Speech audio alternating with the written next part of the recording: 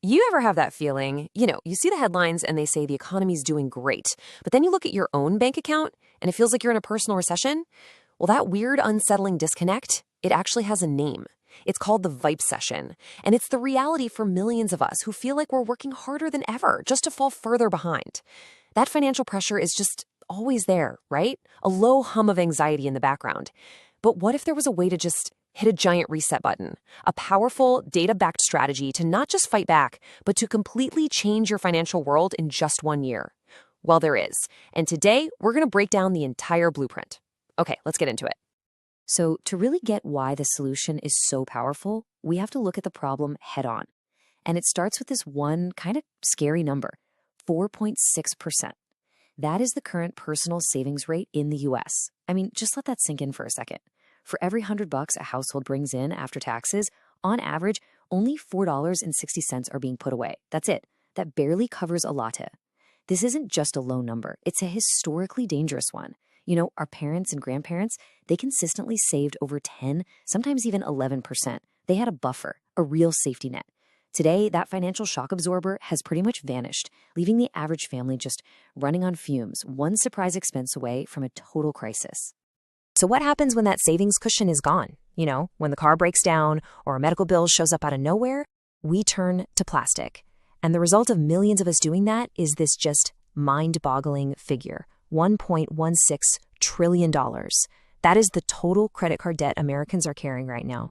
And this isn't something that's just crept up slowly. It has absolutely exploded in the last few years as the cost of everything has gone up and our wages just can't keep pace. This isn't just a number on a screen. It's a massive, crushing weight, creating unbelievable stress for households all across the country. But here's the thing that makes that trillion-dollar problem so vicious. It's this number right here, nearly 20%.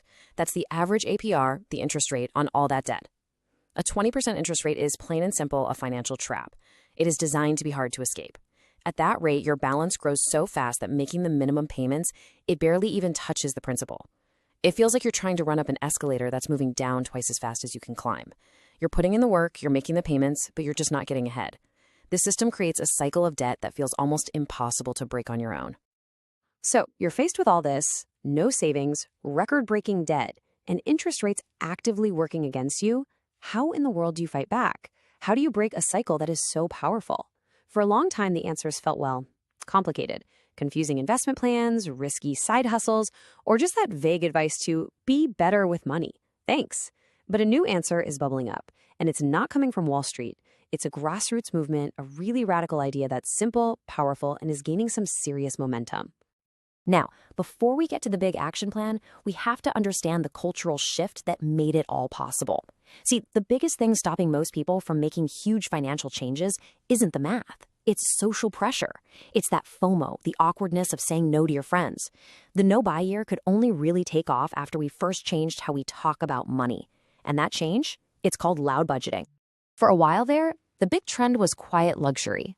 The whole idea was to show you were wealthy, not with big flashy logos, but with these ridiculously expensive, plain-looking things. A $1,000 t-shirt, a $10,000 bag with no label.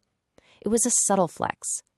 But as that lifestyle became just laughably out of reach for pretty much everyone, a powerful counter-movement popped up. Loud budgeting completely flips the idea of status on its head. It says, you know what? True status isn't what you own. True status is financial control. It's the freedom that comes from having your priorities straight and the discipline to stick to them. So what is loud budgeting exactly? The term came from a TikTok creator named Lucas Battle, and the idea is just beautifully simple. It's being open, honest, and totally unapologetic about your financial goals. So instead of making up some lame excuse for why you can't go to that expensive dinner, you just say with confidence, hey, thanks so much for the invite, but that's not in my budget right now. I'm saving up for a house. See? It takes the shame out of saying no and replaces it with pride in your plan. It's basically declaring that your future is more important than your impulses. And this is the key, right here. This is why these two ideas are so connected. You can have the most perfect financial plan in the world, but if you can't handle this social pressure from friends and family, you're going to fail. Loud budgeting gives you the words, the actual social script you need to handle those tricky situations with confidence, not guilt. It makes it normal to talk about money. So if loud budgeting is the voice that declares what you're doing, The no-buy year is the powerful year-long action that turns those words into real life-changing results. Okay, so let's get into the rulebook, the practical day-to-day plan. The absolute genius of the no-buy year is how simple it is. This isn't about tracking every single penny in some crazy spreadsheet. Nope. It uses a super intuitive framework that anyone can get in like 5 minutes. The traffic light system. This whole system is designed to get rid of decision fatigue, that mental exhaustion that makes you impulse buy, by making your choices clear, simple, and almost automatic. First step, green light. Think of this as your always okay to buy list. These are the absolute non-negotiable things you need for survival and stability. We're talking rent or mortgage, utilities, groceries for meals you actually cook at home, health insurance and prescriptions, gas to get to work, and basic hygiene products, but only when you run out. You can spend money on these things without any guilt. This is the foundation. Okay, now we're entering the yellow light zone. This means proceed with caution. This is the gray area, and it's where your discipline is really going to be tested. These are purchases that are allowed, but only under super strict preset rules.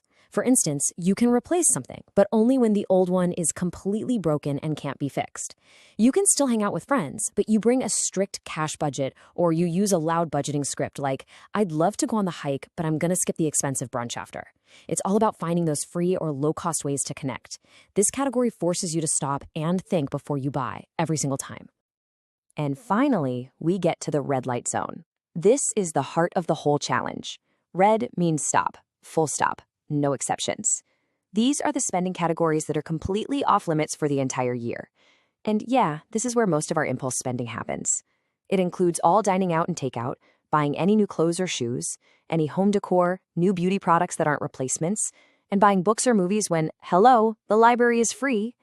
This total freeze is what unlocks the massive savings. Now, to make this system really work, you need a few core rules of engagement. First, the 72-hour rule. For any yellow light purchase, you have to wait 3 full days before buying it. This one trick alone kills almost all impulse buys. Second, the 1 in, 1 out rule. Before a new pair of running shoes comes in the door, the old busted pair has to go out. This stops you from accumulating junk. Third, the Project Pan mandate. This is for stuff like makeup or cleaning supplies. You have to use up every last drop of what you already have before you can buy a new one. And finally, always have your loud budgeting script ready to go. Knowing what you're going to say takes all the anxiety out of it. So you commit to the rules, you embrace the system. What's the payoff? What's the prize at the end of all this? This challenge is not about depriving yourself just for the sake of it. It is a strategic plan for a massive financial win, and it's not based on wishful thinking. So now, let's look at the hard data, the blueprint to hitting that incredible $10,000 savings goal. Here it is. This is the number that makes the entire year of discipline totally worth it, $10,000. And for a lot of people, it's even more. This is not some made-up marketing number. This is a realistic, achievable target for an average American household based on real spending data from the U.S. Bureau of Labor Statistics. By sticking to the rules, saving over 10 grand in 1 year isn't just a fantasy. It's a statistical probability. This is the prize you keep your eyes on. And this right here, this shows you exactly where that money comes from. Let's just walk through it. The data shows the average household spends about $4,100 a year eating out. On a no-buy year, you slash that to maybe a tiny planned budget of $400. Boom, that's an instant savings of $3,700. Next, clothes. Averages $2 grand a year. Your budget? Maybe $100 for something essential. That's another $1,900 saved. Entertainment, concerts, movies, subscriptions, averages $3,600. You cut that way down to $600 for things you plan way in advance. That's $3,000 back in your pocket. Finally, household stuff, decor, gadgets, all that non-essential stuff. A cut from $2,500 to $500 saves you another $2 grand. You add it all up, you've cut over $12,000 in spending to just $1,600. The result, a total savings of $10,600. The math is right there, it's undeniable. Okay, so we've proven the math works. But let's be real, if this was just about math, everybody would be rich.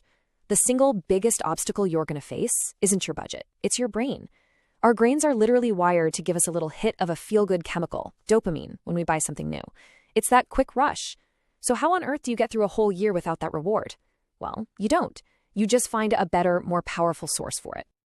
This is the absolute key. You are not trying to get rid of that feeling of reward. You are going to hijack it. You're going to systematically retrain your brain to get that same amazing rush of accomplishment, not from clicking add to cart, but from watching your savings account grow. You are literally transferring your brain's reward system from a destructive habit to a constructive one. It's a psychological hack that turns this whole thing from deprivation into empowerment.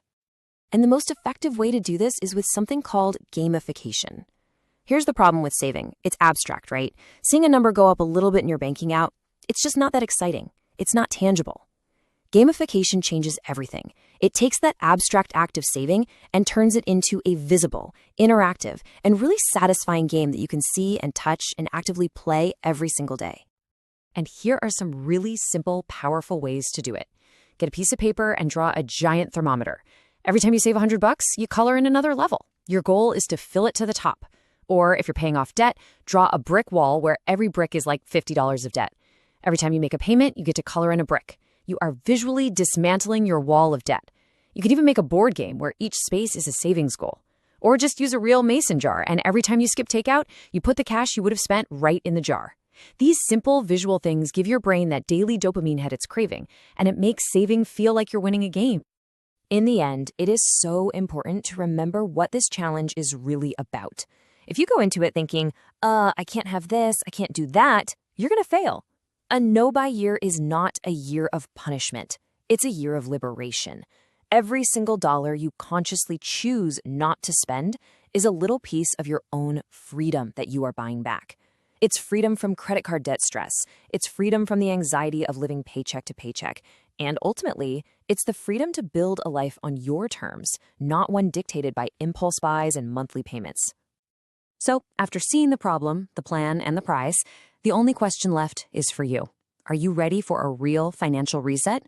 You don't have to commit to the whole year right this second. Just start thinking about it. Look back at that red light list, the takeout, the fast fashion, the home decor. What is the one item on that list that you know is your biggest weakness? What's the one thing that, if you gave it up, could start you on the path to saving thousands this year? Just answering that one question for yourself, that's the first step to buying back your freedom.